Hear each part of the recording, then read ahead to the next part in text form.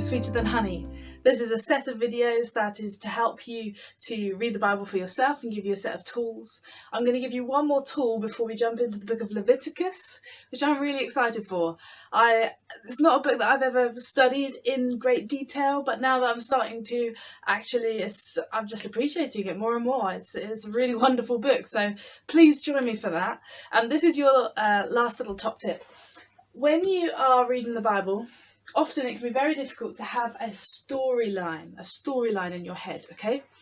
And when people start talking about Gideon or Ezra or John the Baptist or somebody in the Bible, sometimes it can be hard to think, well, did they come before David? Were they New Testament, Old Testament?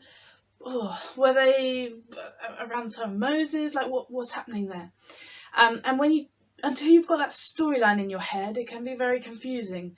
A really great way to get that storyline is children's Bibles. A couple of little caveats. Children's Bibles, they come in all sorts of shapes and sizes. They have to paraphrase. They just have to, in order to tell the story. So this is like the story of Noah in one paragraph. And sometimes the meaning gets a little bit changed when that happens. Also, you can end up with a view of most of the Bible characters as though they're all heroes and they're pretty awesome, and you've got the good people that God uses and the bad people that he saves people from. That's not actually right. You know, there was people that turn to God and humble themselves before God and ask for his mercy, and there's people that God's calling to himself, and then there's Jesus, there's God. You know, you've got people who are all sinful, and then you've got Jesus. You don't have the good people and the bad people. One Bible that's helpful in just pointing out the flaws of some of the characters is actually the Jesus Storybook Bible, which is probably one of the reasons why it's my favourite children's Bible, because, yeah, they just point out that actually every character is flawed.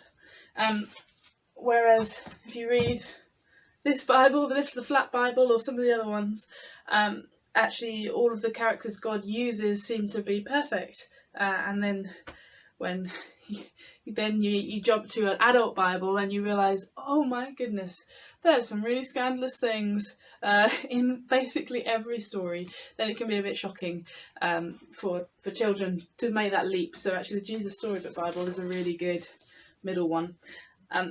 The reason they're great for getting the story arc is because they pick out some of the really key stories and tell it to you really quickly, so that you don't get kind of bogged down in it, or you can just see the whole flow. Once you've got a story arc in your head, then you can use things like verse of the day. Now, I have a little thing about verse of the day. If that's the only way that you read scripture, it's not going to help you get a storyline. For example, I'm being a bit cheeky here, but bear with me. This is Robinson Crusoe by Daniel Defoe. If this was my manner of reading it, I opened it at some point and I read a sentence and I said this. It says, having fitted my mast and sail and tried the boat, I found she would sail very well. Oh, okay, that's my reading today. Go back another day goes by. I read from somewhere else. I soon found a way to convince him that I would do him no harm. Okay. Come back another day. My thoughts were now wholly employed about securing myself against the either savages. I'm never going to get the story if I read like that. I'm just not going to get it. And actually, I remember enjoying the story. I haven't read it in years, but I remember enjoying it when I did, because I read it start to finish. And when we treat the Bible with verse of the day as our only way of reading the Bible, that really doesn't help us to grasp truth and to grasp the story and to see where we fit in the story and what's God trying to tell us. So once you've got that storyline in place, then use your verse of the day, but use it as a supplement, not the only way that you do stories. Last quick tip is read fast and slow. So generally speaking, we're good at reading slow. We're good at reading just a paragraph at a time, or a verse at a time, or a chapter at a time. But sometimes just read it like you would read a novel. Just read the book. Just read a letter. Letters are brilliant for this. As you read the whole thing, you get the flow of thought and you get the main point that the author's trying to bring out. If you just read a verse at a time, it can become very confusing, and you can interpret it in all manner of strange ways and go really off track.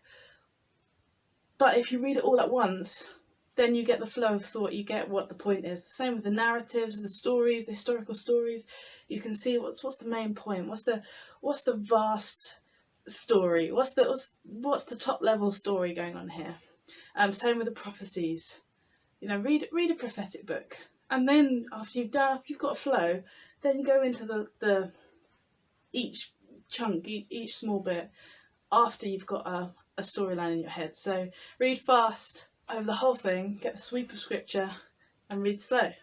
Then dive into little pieces. We're going to do that a bit with Leviticus. Some bits we'll read really fast, and we'll read a few chapters at a time. We'll just cover them all in kind of not huge detail, and there might be other bits where we dive in really, really deep.